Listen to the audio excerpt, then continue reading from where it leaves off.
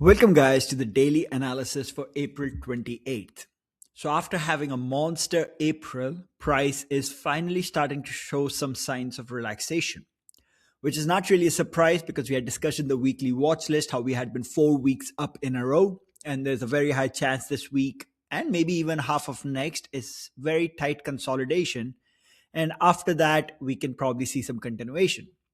The example I had shown, or I'm comparing it the most to, is 2023 when we had that initial run up, consolidated in a tight range for a couple of weeks, and then took off again.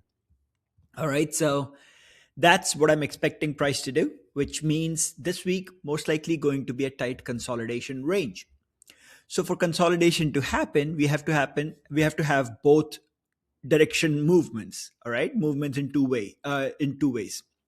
Price has to go up and it has to go down. However, when price starts to go down, people start to freak out because they think any pause means that price is just going to dump. Just because we squeezed higher to the upside doesn't mean we're going to drop in a similar way. Price can consolidate. A small move lower does not translate to a big tsunami lower. Just get that in your head. So that's the context because we don't have any other major news events. Today we have FOMC tomorrow along with large cap earnings.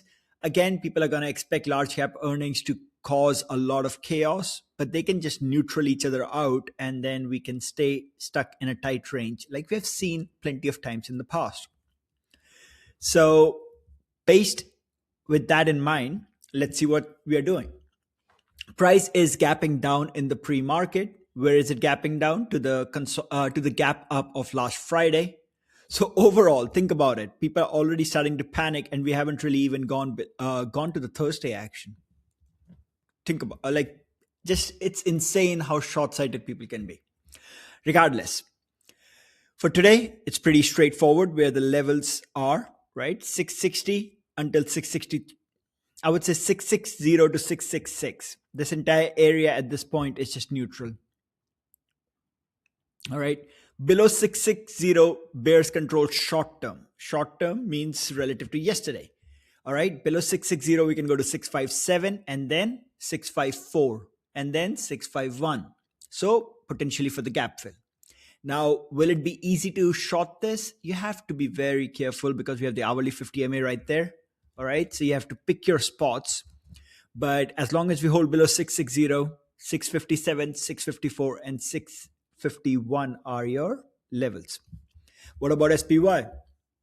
SPY, again, the neutral territory is quite clear because yesterday was a very tight range action. We have 713 to 716 as your neutral territory. Intraday only bullish above 716. Below 713, we can expect lower prices to 710, which is where price already is coming. Below 710, we have 707.